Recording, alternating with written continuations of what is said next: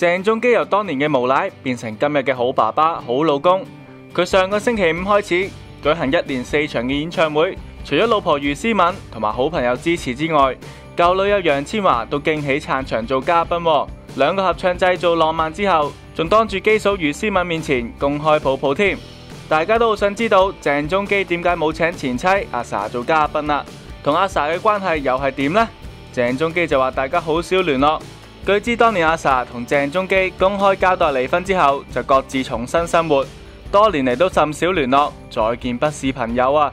因為當年鄭中基結咗婚之後，仍然成日去蒲去玩撩女仔，飲到爛醉先返屋企。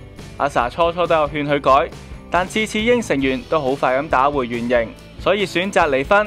依家仍然係單身嘅阿 sa，先有同陳偉霆以及印尼餐廳老闆蔣喬凡分手之後，近年都寄情工作。買樓買車做小富婆，近呢個月阿 sa 仲搬入咗舊年以3372萬買入嘅紅山半島1000幾尺單位，一個人自己住。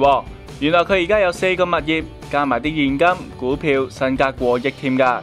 其實阿 sa 都好忙，年28，阿 sa 朝早11點去咗銅鑼灣嘅商業大廈針灸、調理身體同埋醫聲帶水腫。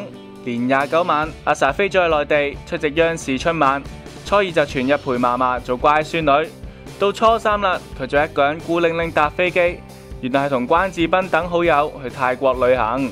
咁冇男友，梗係要搵班朋友陪下啦。